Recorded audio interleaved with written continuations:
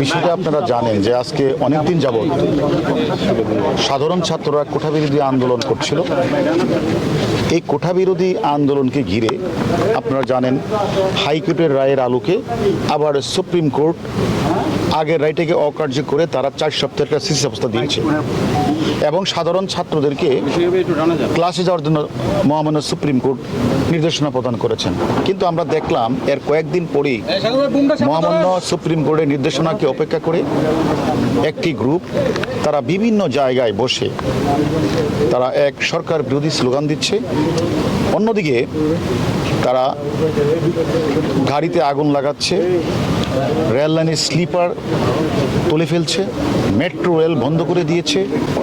আমরা কিন্তু নিবিড় পর্যবেক্ষণ করছিলাম যে এই আন্দোলনটাকে কোটা বিরোধী আন্দোলনটাকে অন্যদিকে ধাবিত করার জন্য একটি চক্র, একটা গ্রুপ তারা বিভিন্ন সময় অর্থ দিয়ে, কেউ পানি দিয়ে, কেউ লাঠি দিয়ে, কেউ অস্ত্র সরবরাহ করে তারা এটাকে এই পরিস্থিতি থেকে ঘোলাটে করার জন্য তারা চেষ্টা চালাচ্ছে। যার ধারাবাহিকতা আজকেও আপনারা লক্ষ্য করেছেন প্রেস ক্লাবের সামনেও গাড়িতে আগুন লাগানো হয়েছে। তারা বিভিন্ন জায়গায় ককটেল নিক্ষেপ করেছে। আজকেও পল্টনে অনেকগুলি ককটেল বিস্ফোরণ আপনারা নিজেরাও খেয়াল করেছেন। তা আমার কথা হলো এগুলি তো কোমলমতি সাধারণ ছাত্রদের কাজ না। এবং আজকে আপনারা লক্ষ্য করেছেন স্বাধীনতা বিরোধী কয়েকটি ছাত্র সংগঠন তারা আজকে বিভিন্ন জায়গাগুলিতে তারা আজকে কিন্তু মিছিল সমাবেশ করেছে।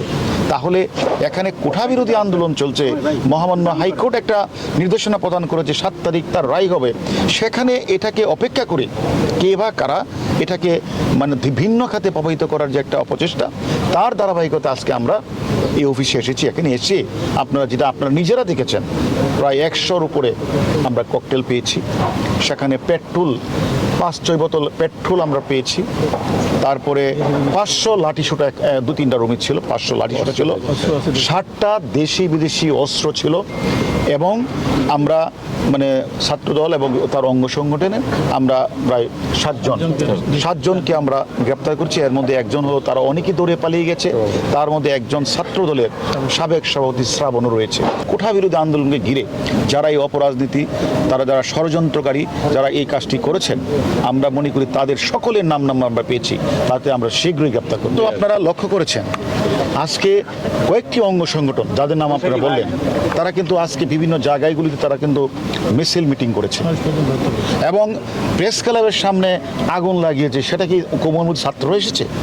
এখানে কিছু অপরাজনীতি করার জন্য, কিছু মানুষ যারা রাজনীতিকে ভিন্ন খাতে নেওয়ার জন্য তারা এই কোমলমতি ছাত্রদেরকে ব্যবহার করে তারা এই বাংলাদেশের বিভিন্ন স্কুল প্রতিষ্ঠানগুলিতে তারা ভাঙচুর চালাচ্ছে, অগ্নিসংযোগ করছে, রেলের স্লিপার তুলে দিচ্ছে, মেট্রো রেল বন্ধ করে দিচ্ছে। এগুলি আসলে আমাদের গোয়েন্দা তৎপরতা ছিল বলে আমরা সেই খোঁজখবরগুলি রাখছি এবং আমরা সকলের নাম্বার পেয়েছি যারা গুজব ছড়াবে, যারা অর্থ বিনিয়োগ করে যারা আন্দোলনকে ভিন্ন খাতে ধাবিত করার চেষ্টা করবে, যারা লাঠি অস্ত্র সরবরাহ করে প্রত্যেকেরই নাম্বার পেয়েছি। আমরা মনে করি আমাদের ডিবির চৌকস টিম এবং ঢাকা মেট্রোপলিটন অন্যান্য টিম তারা বিভিন্ন জায়গাগুলোতে কাজ করছে এবং আমরা মনে করি তাদের শীঘ্রই আমরা গ্রেপ্তার করব।